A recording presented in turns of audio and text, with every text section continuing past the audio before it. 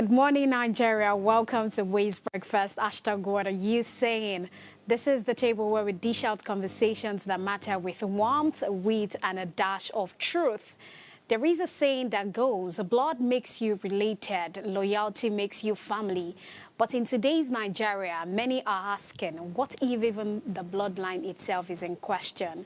This morning, we are diving into the trend of DNA testing and why more Nigerians are turning to science for answers about paternity, trust, and identity.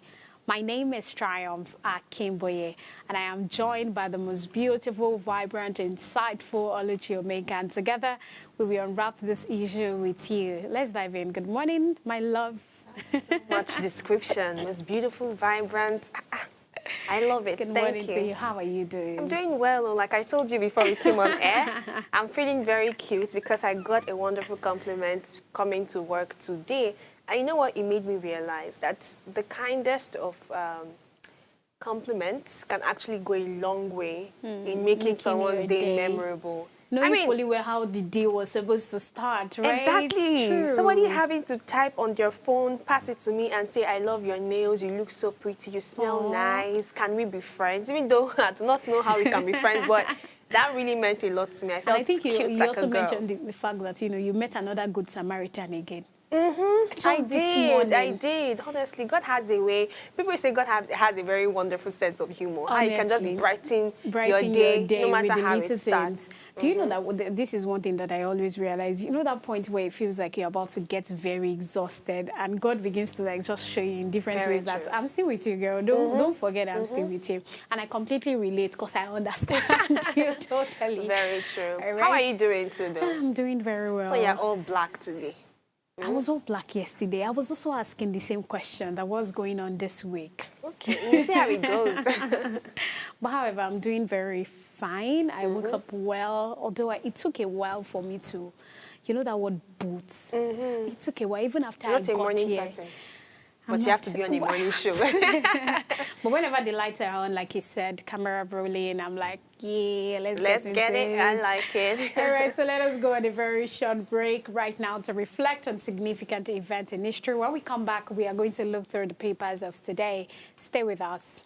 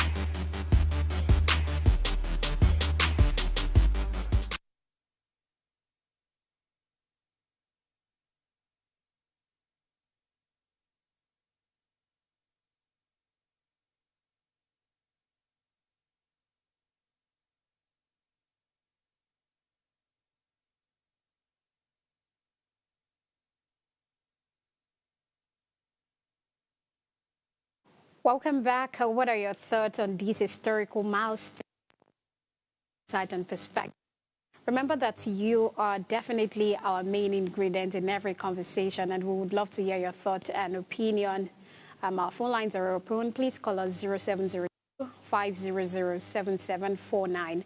And if you're yet to subscribe to our channel at Official Upgrade, the subscribe button now, like and share the link.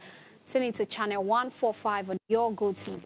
And do not miss this. Now it is time for us to take a look at what's making headlines in the pages of newspapers Guardian.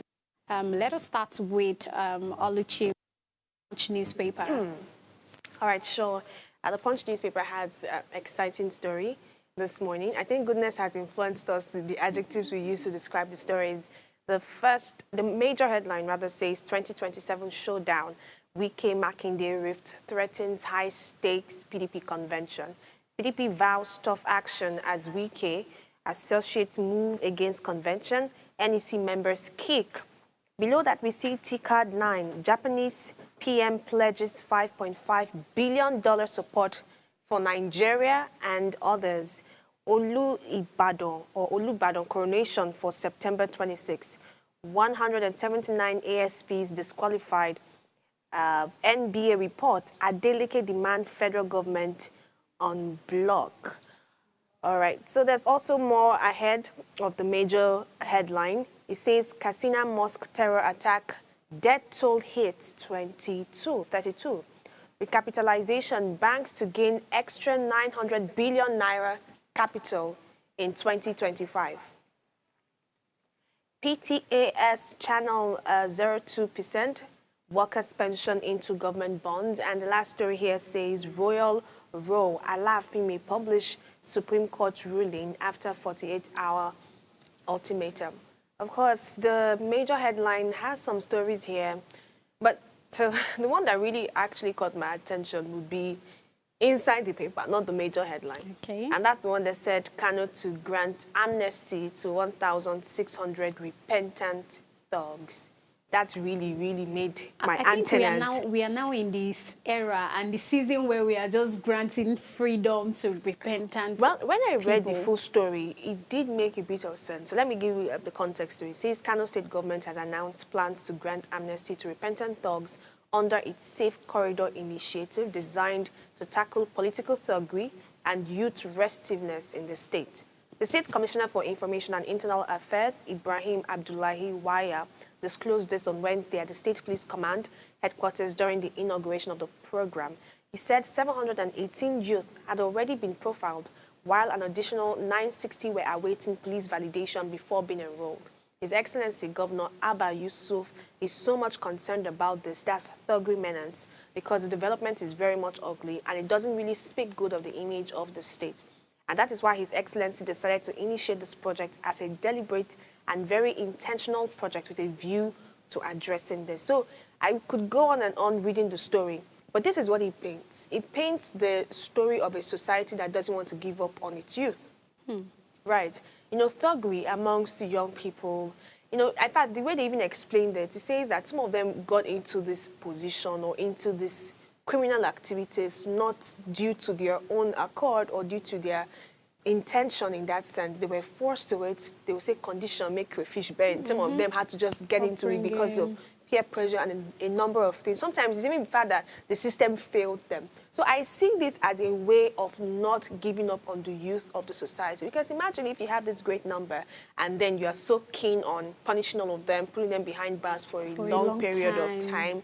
Who are you now going to need to change your society at the end of the day? So I think it's something to look at in a different light. Of course, it causes some other bit of concern because we need to be sure of the rehabilitation process that really goes in before these people are reintegrated back into the society. But again, let's look at the fact that we cannot just give up on the youth of the society. We have to make we have to make it possible to embrace change even for them. We have to make them also know that change is possible. We always preach repentance across our religion, Christianity, Muslim, even different kinds of religion, always preach a second chance. You know, there's always hope for you. So I think that if this program, right, it will be more intentional, like, let it be long, let's not be short term. I think rehabilitation process like this shouldn't be 6 months or 1 year. You can do 3, 4, 5 years to ensure that people are reintegrating back to society,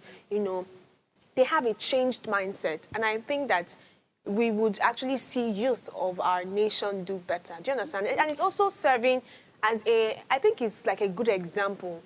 In case some other persons, you know, there's a way these people have an influence. You can have someone behind bars but they have people, other people that are clamoring and they've continued the job. Exactly. So if they now see that, oh, our Oga self know they do this again, there's a bit of change. I think it goes a long way in addressing a number of things. So well, let's see how it goes. Let's see how it goes. The most important thing is what happens after, the rehabilitation process, not just to send them back. Empowerment is very, very important. And also separation. Some of them need to be separated from certain places. They're not supposed to go back to some places, because when we are saying that maybe for some people, the reason why they are in the situation they are in is because of peer pressure. I hope that by the time you release them, you're not returning them back into the streets. Yes. And, where they now have to start seeing some sense in certain things. Just like you said, that some of them, they are like household men. So I just really You know what came to my mind before we wrap up this? I was just thinking about it, that the amnesty is supposed to declare all of them 900 plus innocent, right? So I'm asking, is this really going to be the real innocent? Because at the end of the day, our bias is still playing. Will these people be able to get some jobs without you profiling them as ex-convicts? Will they be able to get into political position? And how far? This job empowerment that you're even talking about is funny, because every job you want to apply for right now, they are going to ask if you have, if you've had a record. How many companies do that? How many people really profile for all of that? But I'm even thinking of political, agenda. We want to see more youth running to power. So if some of them maybe had deep down in their hearts the passion for politics, is the amnesty going to cover all of that? There's a lot of questions to, ask from this. So that's why I said it really caught my interest. And that's all I have. Okay, so let us look into the papers for the Guardian News. The major headline here: road tax came stalls after delivering 2.6 trillion naira project. We have another one here that says opposition parties reject proposed pay rise for political office holders, like, what we were talking about yesterday. Another one here, a very touching story. 15% of teen girls are pregnant mothers. Minister laments. Another one says 7,000 Nigerians stranded in Libya. NIDCOM reveals Senegal ends the Tigers Afro-Baskets dream. Manufacturers, our raw material stock at airport for weeks. Losses anticipated.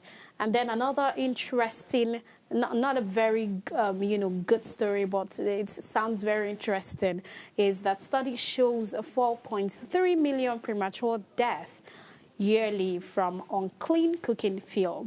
Now, the stories that I'm just going to talk about, bit by bit, is the first one where the minister has come out to say that 15% of teen girls are actually, the Minister of Women Affairs and Social Development, Ajia Imam Sulaiman Ibrahim, has lamented that 15% of girls aged 15 to 19 are rather mothers or pregnant. And, she went further to give a figure that 7.3 million adolescent girls and women in Nigeria suffer from undernutrition. Now, I don't know if there is this content creator online. She's also a philanthropist. I don't know if you know her. She actually goes into the street of Lagos to actually meet with all these little girls and all of that. And then I see very young girls with kids, with children. And then I'm wondering what is going on. How can we even stop this? How can we even stop this? Because this has been for a very long time. I remember that when I graduated from secondary school, my mom asked me to go and further, to learn a kind of skill. Yeah. And the girl I met there, I just finished from secondary school. And the girl I met there was like, she's also like my age. Maybe I would be older than her, or she would be older than me.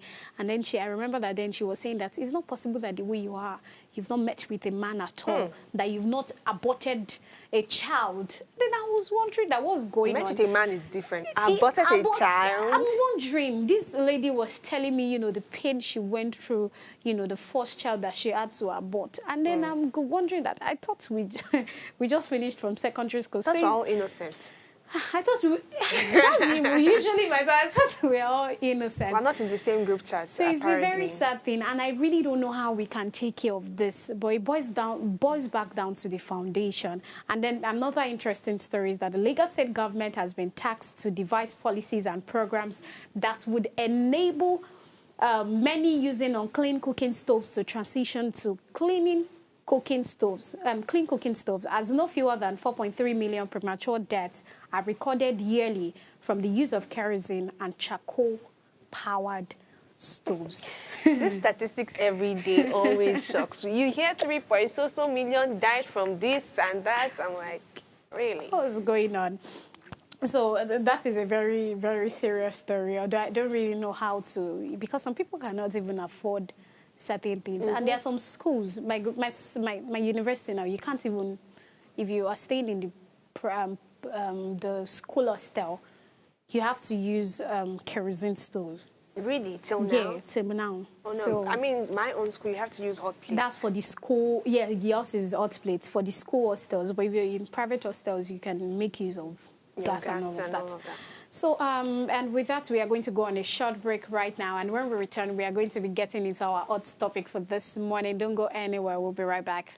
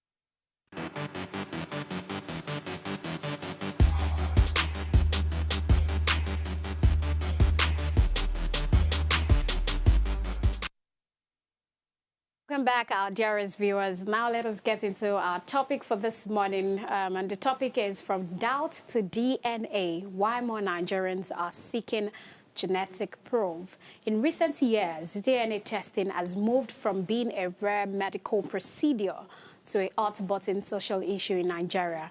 Reports of disputed paternity and shocking revelations have filled the headlines, with stories of men discovering that the children they raised were not biologically theirs, and women defending themselves against allegations of betrayal.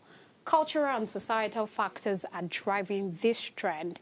In a society where patriarchy often places heavy emphasis on lineage, inheritance, and carrying the family name, paternity carries more than just emotional weight. It is tied to identity, pride, and even survival. But the impact goes far beyond adults. Psychologists warn that children caught in the middle of these disputes often suffer long-lasting trauma from rejection, broken trust, or fractured family ties. Legally, DNA results are increasingly being used in court battles for custody, divorce, and inheritance, raising questions about privacy and the role of science in family life. So we must ask this question: is DNA testing bringing much-needed truth and accountability, or is it tearing apart families already strained by mistrust? And in the midst of all of this, how do we build a culture of balanced parenting where love, care, and responsibility matter just as much as biology? So we are going to get right into this. And so first ask, what Oluchi's thought is about this topic. Honestly, my thoughts about this topic firstly is that it is shocker, but it's also not a shocker too, right? It's just a shocker at this point. And I was trying to build on it that there are certain things that exposes the truth that has already been there for a while. The Nigerian society that we're in currently is undergoing a lot of pressure. There's economic pressure, there's societal pressure. People are getting depressed day in, day out. We're seeing relationships breaking up. We're seeing value systems reducing, moral decadence, just even name it, is happening with so much intensity in our today's Nigeria, today's world, Nigeria. right? So I think that, so with the rise of all of this, it has further just, being that mirror to now open up other things that we would not have considered before now. So that's why I'm saying it's shocking and not shocking. It's expected. Once you see that there's already a crack in the society, you should expect things like this to come up. I mean, people will say it's science, it's just curiosity, it was invented by science to do science stuff. I'm not a scientist, but beyond that, I'm trying to look at why is this like becoming increasing? Right, at this point. Why is it increasing, pardon me, at this point? And it's because there's a whole lot that is happening to us, right? And it's just like a mirror to open it much more to us. So firstly, when I first read I read on a blog, or I think I read on a particular TV, saw it on a TV station. I was like, so these kind of things actually do happen. In fact, funny how is that the only time I even pay attention to all this DNA palaver in quotes is from movies, I mean, I've not had anybody close to me or anybody Go that through I this heard, kind of thing. of course, saying that, we're going for a DNA test and all of that. I mean, Actually, I use your face to know who your father is. But science has evolved, and it has helped with curiosity. It has helped to answer questions as well. But beyond that, there is a crack in our society that opens up some of the things that we have hidden deep down. And this conversation is about to be very interesting because there are a lot of angles. There are a lot of angles to look at. But what I would like to say, as the foundation of the things that we want to talk about this morning is as regards the fact that I was watching, a video of a content creator, the Malady. She was mentioning that I think she always does this program as regards relationships and all of that. So she was saying that that one of the people that watches her sent her a message, a father of, I think before the wife, I'm sorry if I am not saying it the exact way, but I know the conclusion of what I want to say. So she was saying that the woman, I think before they got married, the woman had two children, and then the man, the husband, maybe two children or something like that, I don't know. But by the time they were getting married, they had more kids together. So 25 years down the line, now this whole DNA thing came up, and then because of the video of this lady that this man is always watching, curiosity made him to go for DNA testing. And unfortunately... What, DNA testing for what? The new children they had together? For the new children that they have together. Unfortunately, none of these kids is for the man. And meanwhile, he's taking care of the one that is not, the woman, that she had two before. And it brings me to actually say, I'm trying to think about the beginning, because we did not used to have it like this before. I remember that this kind of conversation surfaced maybe at around the last year and all of that. And then I'm wondering that, how come we got to this point where you can't even trust that you are the owner of a child or these children? Just like he said by the time we look at a child, we should be able to tell if you're looking like your father or you're looking like your mother. So how did we get to this point that everybody is now talking about DNA? As I last year, I was wondering, like, why the DNA testing and all of that? I'm like, the fact that you even got to the point, because it caused a kind of issue that how did we even get to the point where we're having to do DNA, causing trust issues and all of that. And I'm still going to talk about the trust issues. So DNA testing doesn't even really sit well with me in the first place. Like, you will just sit down and then you say that, okay, now just let us go for DNA testing. What are you looking for? I understand that, you get to know that the child is not yours and all of that, but after 25 years, would I have said he shouldn't have done the DNA testing?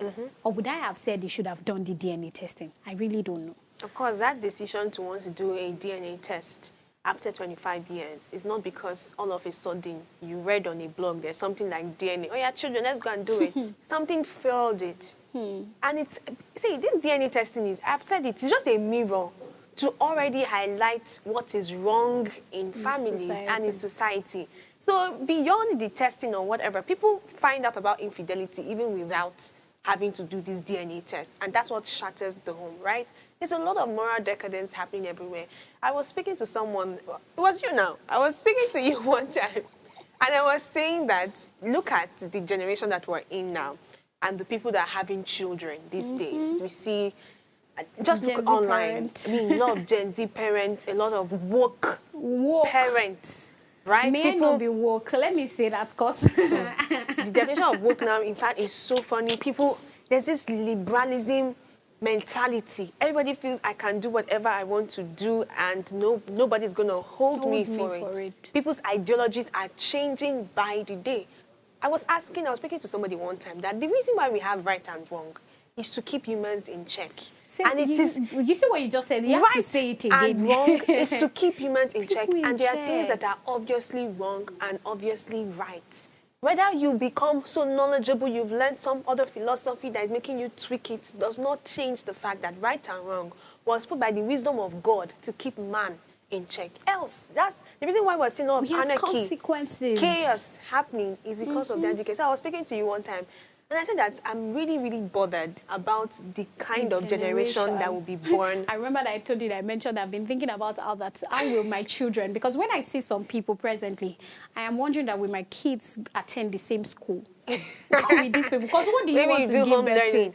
What do you want to give birth to? So it's just a whole lot. So mistrust comes because, I mean, look at your society. You see people get married, people endorsing, open relationship. A lot of things that doesn't sit well with my value. This might be controversial for some people, but some things are just liberalized, generalized, or that's how it's supposed to be. So if this has already happened in this society, of course, expect a man that's been married for 25 years to want to question if this child is mine or not. So I think the question we should be usually asking beyond the whole DNA testing, of course, the DNA testing helps us ask that question, is what has really happened to the Nigerian family, to the family, to relationships, to the society, to values, to morals? What has really happened? What changed? What can we go back to start restructuring? Because I think our parents in those days didn't have to bother about, infidelity, adultery, fornication were terrible sins back in the day. Now it is very open. In fact, if you see somebody talking about it, everybody will be against. I was going to, I had so much that I really wanted us to unravel. Sure. And we are still going to unravel, that a media personality, a celebrity, she's pregnant. Okay. She's pregnant, right? And you can't find, we don't know. We don't know who the owner of the pregnancy is. And she's the owner now. That's that idea of the owner of the pregnancy. It takes two. We get the question that the co-owner. And there's something that I always say, right? That whenever you are a figure, you are a personality, you are the celebrity, you're the one on people's faces. You are the one who should be more conscious. You are the one that... of the values you are promoting. You're the one that... Because a lot of people... Now, the unfortunate thing is that we are going to start seeing these things now. Whether we like it or not, whether we are going to accept it or not, people are now going to come out to publicly celebrate the fact that I am pregnant, and you don't need to know if there is a father or there is no father to the pregnancy and all of that.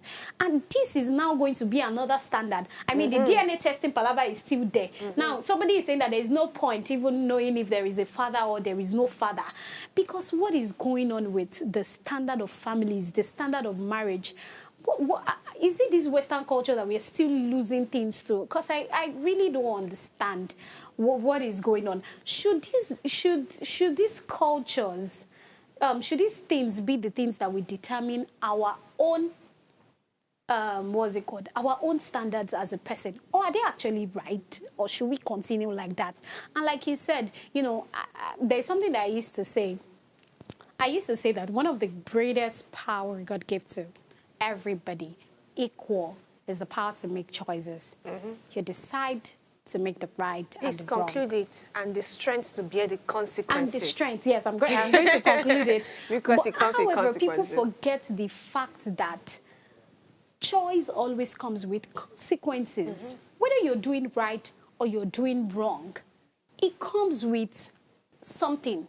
after, whether it is good or whether it is bad. But I think that people tend to forget all of these things. Because, for example, just look at the family with 6 children. I don't really know what might have went wrong or how the woman did it. You know, she did it, she kept it for the whole 25 years. I'm sure she must have thought that maybe the eldest should be around maybe 23 or 22. In so her mind now, grown 23-year-old boy. in her mind now, she's going to be thinking that, you know, she has been able to do something, right? But I don't really know. You know, I was going to talk about that right and wrong thing before, you know, we talk about something else in the next segment. And I just want to put this out there for people. I'm still learning it myself. But, you know, there's a bit of scare now to talk about what's right and wrong because you'll be backlashed by people on social media. And that's if you are tilting, towards the wrong perception of right. I don't know if you understand my grammar. So it's almost like people are not even confident about the things that they believe as right and wrong. I believe that even on social media, come home, right, amongst our friends and even people that we converse with daily, there's still that ideology that is still traditional, things that we uphold, values that is still somewhere embedded in our hearts. But people have become so let's say shy, no, but maybe they become so withdrawn to embrace what they really know as right. And that's because of pressure of being attacked. You know, I want to belong. I don't want it to look like I'm the weird one that has this strange ideology today. So I think as regards right and wrong, because we're mentioning a celebrity, I just want to put it out there that at this point in our lives, as we are growing and evolving and things keep changing, we must be bold enough to what we call right and what is known as wrong, regardless of who is endorsing or who is not endorsing or who is on your side. It might not even be popular, right? Sometimes today we've used English like controversial, allegedly. Just put English so that it doesn't look like, so that it looks like there's a balance to what you're saying. But we should be bolder enough to say what we believe is right and believe is wrong. I mean, kudos to Solomon Bucci. Maybe not a total fan of him, but I think he's one of the most hated on Instagram because he has this extreme idea of what is right, and he's almost like imposing it on you. He has decided not to be woke, but unfortunately, you know, a lot of people don't like him, right? People don't like him. But for somebody like me who really wants to see things in the other way, that's humanity. See, the best way to know when something is right or wrong, just look against what everybody's talking about. Yes. That's how you will know the right thing. Because when the public, there's something that I've mentioned to you before, that when the general public are beginning to agree about something, Look again. There's something wrong. There's something wrong. Popular opinion isn't not always the best. True. Popular opinion is not always the best. So this, in fact, I think he said that he has permanently deactivated his Twitter account. I heard that. I saw that too. So, because in fact, we are going to talk about the statistic. He made a video on the statistic just, I think, yesterday night or this morning, and we are going to talk about it. But let us look at this DNA, because we are going to move from this DNA to, to balanced parenting. Let us see if, you know, marriage can work with just a single parent or the mixed thing. That is what we are going to be talking about. But right now, let us go on a very short break. And when we return, we are going to get into that. Don't go anywhere. You can send us a message on our YouTube, and we are going to be reading your comments. We'll be right back. Please stay with us.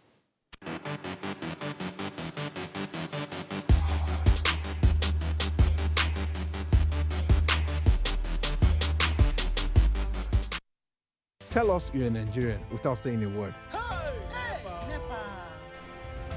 Energy security is one of the most pressing issues for many developing countries like Nigeria. And if there's going to be any meaningful progress, addressing our energy issues is non-negotiable. I need to see light from my house. Make them do something. Band A is expensive. I literally have to turn off all my appliances just to reduce costs. We need light. Introducing the Energy Outlook, your go-to show for everything energy. Every week, we'll bring you the latest insights, innovation, and in-depth analysis of Nigeria's energy sector. From policy discussions to regulatory insights, we'll analyze the key decisions influencing growth and sustainability in the energy sector. We'll bring you the human stories behind the headlines, giving you a personal perspective on the broader energy challenges. Join me every Friday at 6 p.m. for the Energy Outlook, your guide to the future of energy, where energy means business.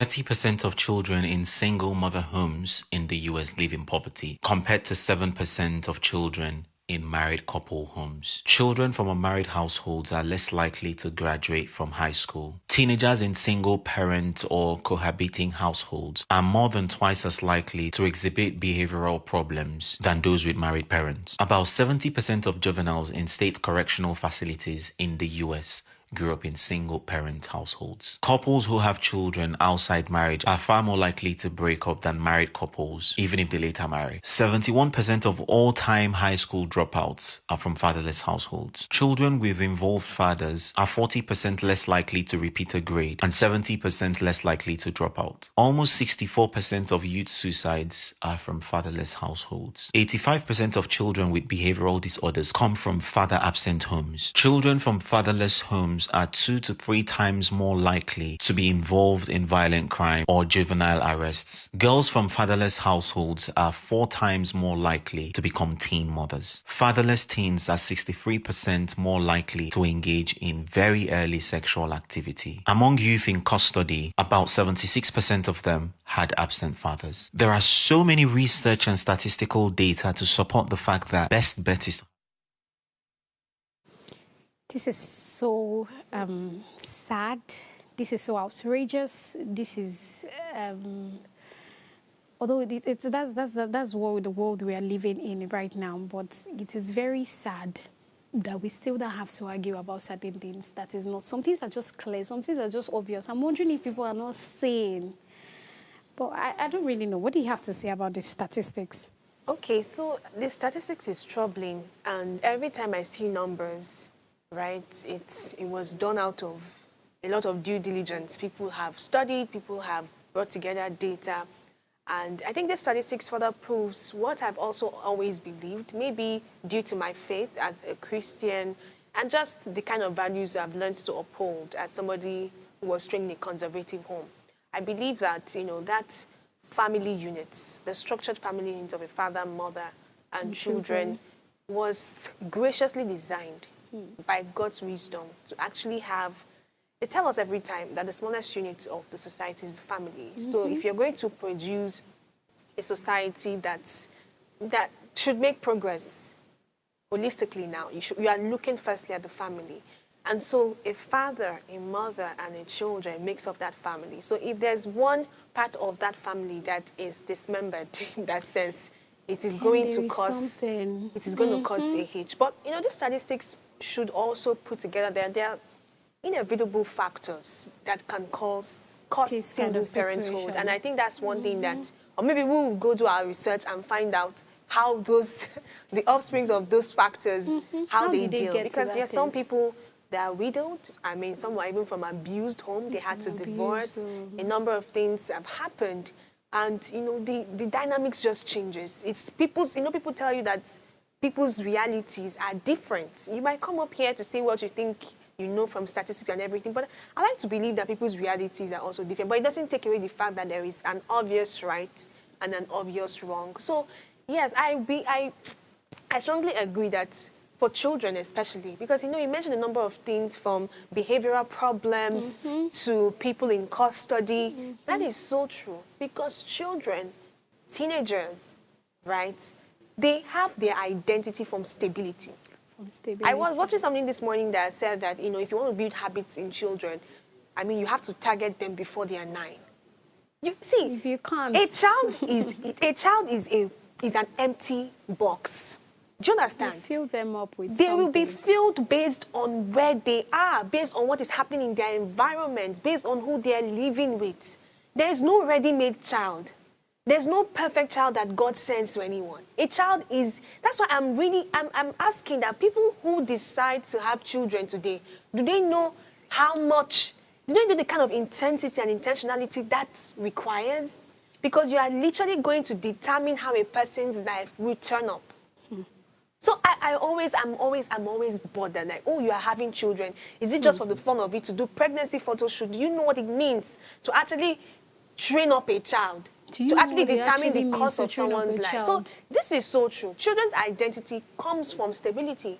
Many people that you see today that are very delinquent, youth and young people, you can go home to check what has happened. Background. Do you understand? So this kind of conversation always makes me feel very emotional, because I'm looking at, a lot of things. I'm looking at my own childhood as well. I even realized just recently that, siblings had, every sibling in today's world had different childhood. So that means even if you're a parent of more than one child, your responsibility is even more, because each of those children have different realities and different experiences from you, their parents, and from their society. So stability is very, very important before you bring up a child, because it will eventually shape that child's identity, and that child is the one forming our society. That child, 1, 2, 3, they are the ones that are going to be in a school.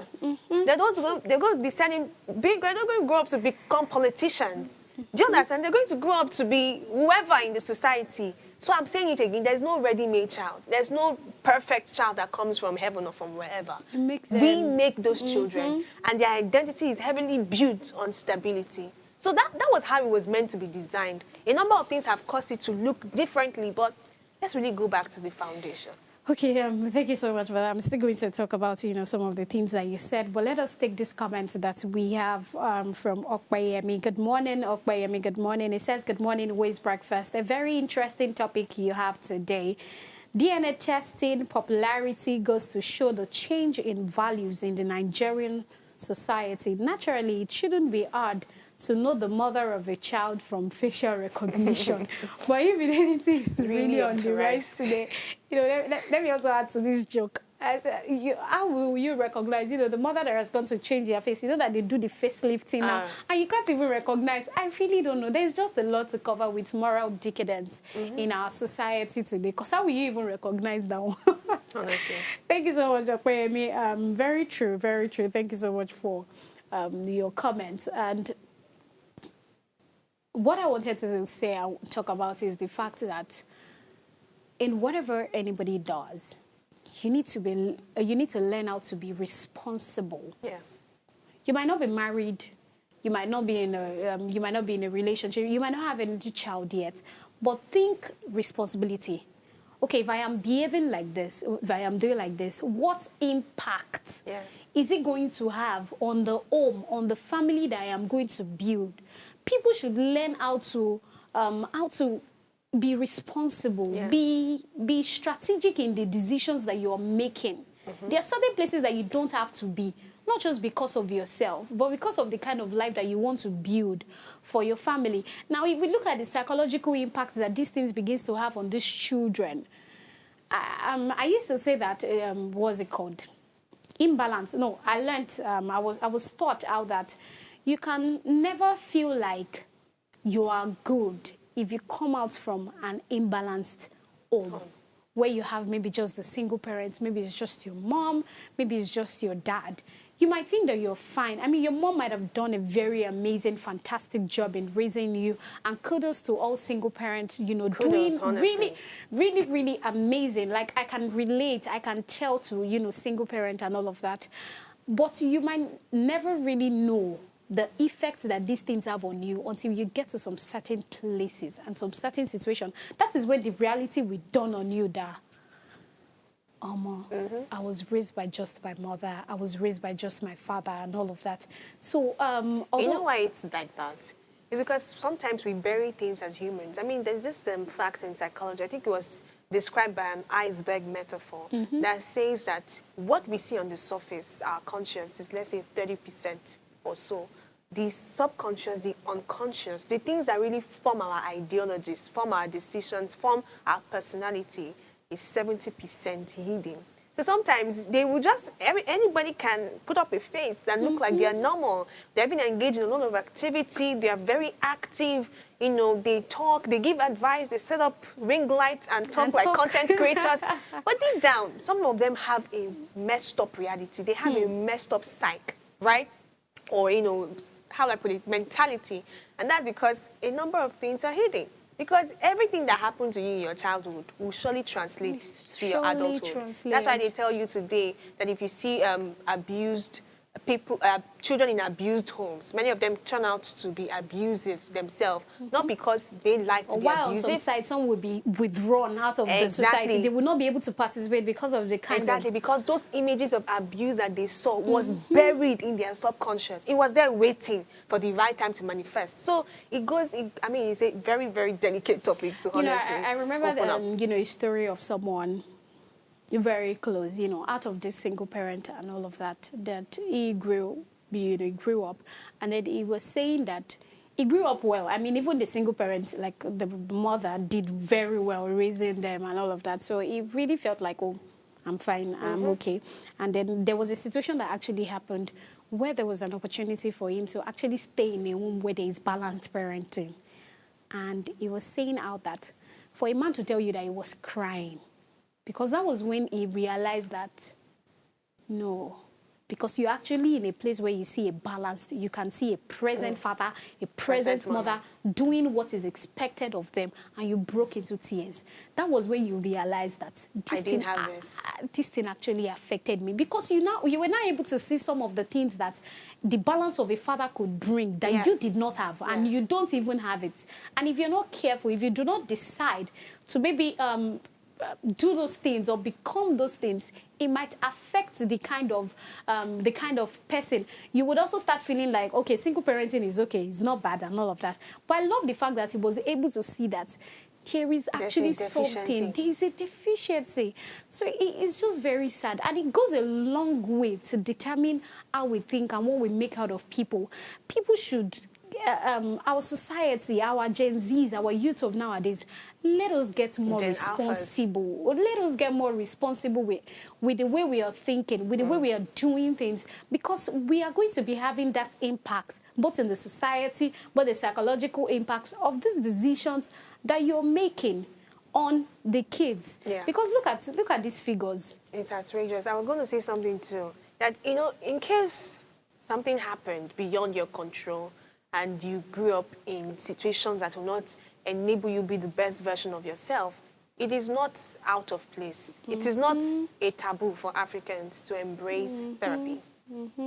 I'm going to scream it again. Embrace therapy. Embrace help. Embrace reconditioning of your mindset. Whether or not you think that you are fine. Because sometimes, if you're really very self-aware and you look inward to notice your thought patterns and how you react to certain situations, you will find out that maybe you are not so unwell as you think. I mean, some other persons who are religious will say, embrace your faith, let God help you find your purpose and everything. But therapy is also really very needed to help with conditioning of your mind so that we can have the right kind of people in our society. We see a number, I'm feeling quite emotional right now. There are a number of statistics showing numbers of people doing terrible things, and it's based on what? The fact that we have the wrong kinds of people in the society. So yeah, let's embrace therapy. I know they say that when you're 40, I mean, you're in charge of your life already, but there's no point, there's no age that limits you from embracing help to become a better person in the society. This is very serious, but we have to just begin to wrap up right now. And I would like to, what are your thoughts? What are your thoughts as regards the fact that, what are your final thoughts? People who have been in this position, they did not have, it was not their decision. It was not like they wanted to, but they found themselves in this kind of situation. Who are the people in the situation? Parents. Parents when as it comes to DNA. Yes. Oh. As regards the DNA, do you think that DNA should be the option, or let's just leave it and let's just continue? I think we should continue because the impact. Yes, let's continue. Of course, this might be sensitive on the parent side, but if you look at the bigger picture, when you break that news to the child, you are going to cause more harm than the harm that already exists, because you're going to bring a child that is disorganized, like we've been saying for the last few minutes. So if it's within your power to continue being that father figure to the child. Oh. It's better than not being. Okay, so parenting has never been about biology alone. It has always been about presence, responsibility, and love. Trust remains the currency of every relationship. Without it, suspicion takes root, and homes lose their peace. So whether you see DNA as a safeguard or as a threat, one truth remains: a healthy future for our children will not be built on secrets of suspicion, but on trust, balanced parenting, and the standards we refuse to compromise. Because in the end, it is not just about who fathers a child, but about who fathers a future. All right, and this is where we call it a wrap. Do ensure you subscribe to our YouTube channel at Official Upgrade TV. You can interact with us further, drop a comment, and most importantly, follow us on all our social media engagement. And remember to like, share, comment, and invite your friends and family to watch us and follow us. Have a wonderful day ahead. I'll see you tomorrow. Bye for now.